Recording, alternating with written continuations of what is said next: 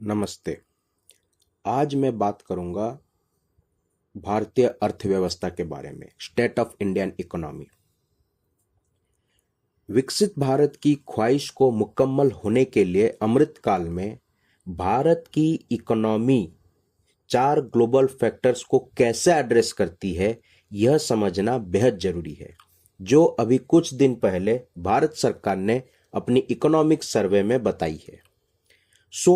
Here I will be giving the message idea of what Economic Survey 2023-2024 speaks and जो economy में दिलचस्पी रखते हैं, डिस्क्रिप्शन में दिए इकोनॉमिक सर्वे की लिंक पे जाकर पूरा जरूर पढ़ें। क्या है 4 global factors? Introduction of artificial intelligence, balance between energy security and energy transition, employment and skilling. पिछले 3 सालों में हमारी एवरेज जीडीपी ग्रोथ 8% रही है और 2023-24 की रियल जीडीपी ग्रोथ जो कि 8.2% है, ये 20% higher than pre covid levels है। शॉर्ट टू मीडियम टर्म में हमारी पॉलिसी फोकस किन चीजों पे होनी चाहिए? पहला, ग्रीन ट्रांजिशन यानी नेट जीरो 2070 टारगेट। चाइनीज कॉनंड्रम यानी चाइना को लेकर जो बिजनेस के तौर पर एक जो द्वंद्व है, उसको भी एड्रेस करना है। Corporate bond market, inequality, Bharat के जो टॉप 1% पॉपुलेशन है, भारत की जो टॉप 1% पॉपुलेशन है, उनके पास 40% वेल्थ है। फिर youth and quality of health, then comes productive employment generation, फिर आती है एक स्किल गैप चैलेंज है, फिर 8वां है एग्रीकल्चर, देन कम्स एमएसएमईज। अब बात करते हैं अमृत काल में हमारी ग्रोथ स्ट्रेटेजी क्या होनी चाहिए। पहला, बूस्टिंग प्राइवेट इन्वेस्टमेंट। दूसरा, growth and expansion of MSMEs is a strategic priority.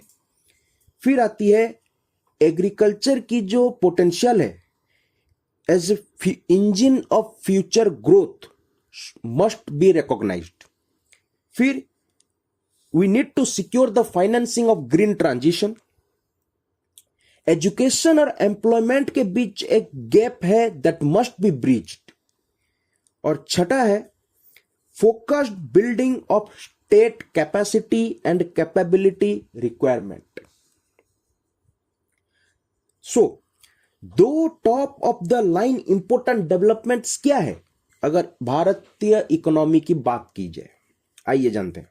पहला, 63% इंडियन कंपनीज का यह मानना है कि IT, engineering services and sales में टैलेंट शॉर्टेज है।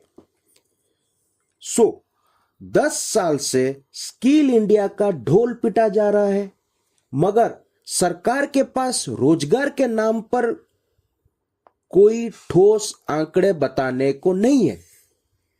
और अब बताया जा रहा है कि only 51% of young people are employable, यानी 50% युवा काम पर रखने लायक नहीं है। क्या 10 साल से स्किल इंडिया का विकास नहीं हुआ है? इकोनॉमिक सर्वे के अनुसार 10 साल बाद भी सरकार के पास रोजगार का कोई डाटा नहीं है। फिर घुमा फिरा कर इसी के मद्देनजर अब यह कहा जा रहा है कि 2030 तक नॉन फार्म सेक्टर में India needs to generate 78 lakh jobs annually and 2036 तक 81 lakh jobs annually. Demographic dividend demographic disaster ना बन जाए, यह भारत सरकार की प्राइम रेस्पॉन्सिबिलिटी होनी चाहिए, वरना सबका साथ सबका विकास, मेरा युवा भारत महज जुमला रह जाएंगे। और हमारे युवा social economy and political economy में अहम भूमिका निभाते हैं। जो दूसरा बड़ा डेवलपमेंट है वो है चाइना। आप सबको पता होगा 2020 में गलवान लद्दाख में जब भारतीय जवान शहीद हुए थे चाइनीज आर्मी के साथ लड़ते हुए, तब भारत सरकार ने चाइना से इंपोर्ट करने पर कड़ी रेस्ट्रिक्शंस लगाई थी, जो कि आज भी अलग अलग सेक्टर्स में जारी है। Chinese apps, Chinese websites, Chinese investments को धीरे धीरे बंद कर दिया जाता है। मगर हकीकत यह है कि भारत जितना सामान आयात करता है, यानी इंपोर्ट्स, पूरी दुनिया से, उसमें चाइना का शेयर 15% है, जबकि भारत जितना निर्यात करता है, यानी एक्सपोर्ट्स, उसमें चाइना का शेयर ओनली 3% है। The trade deficit with China is around $87 billion. Bharat की टोटल ट्रेड डेफिसिट का 1/3 अकेले चाइना के साथ है। हमारी pharma industries, national solar mission completely dominated by Chinese imports.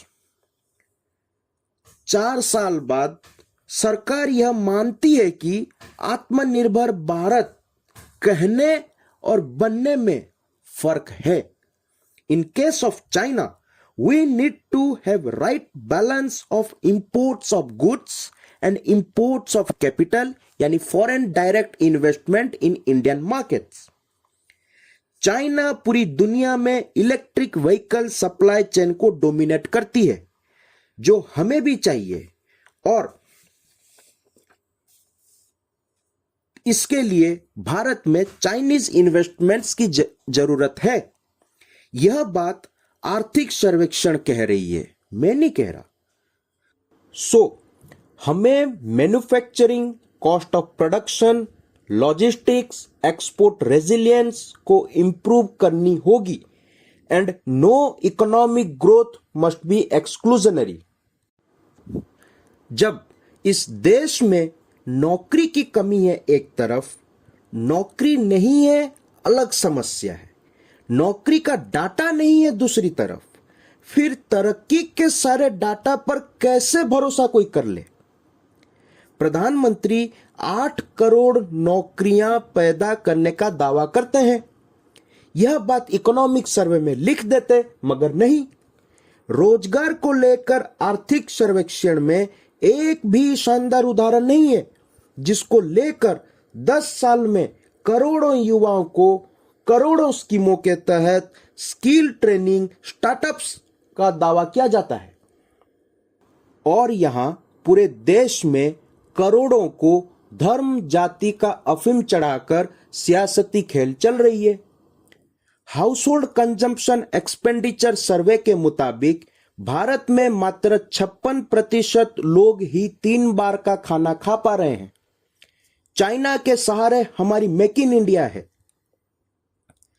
आखिरकार यही कहना चाहूंगा कि we need all hands approach, all hands in the table approach. Whole of government approach को हकीकत में बदलना होगा अगर विकसित भारत बनना है। रिफॉर्म का मंत्र एक ही है, that is the grunt walk. We need tripartite compact between government, private and public. Tripartite compact between government, private and social sector is a must. Sanskrit में ईशोपनिषद का एक श्लोक है जिसका मतलब है, Power is a prized possession of governments. They can let go of at least some and enjoy the lightness it creates in both the governed and governing. Finally, the tripartite compact that this country needs to become a developed nation amidst emerging unprecedented global challenges is for government to trust and let go, for private sector to reciprocate the trust with long-term thinking and fair conduct, and for the public to take responsibility of their finances and their physical and mental health. We have done it and we can do it. उम्मीद है आप भी आर्थिक सर्वेक्षण जरूर पढ़ेंगे और 10 साल का हिसाब खोज लेंगे।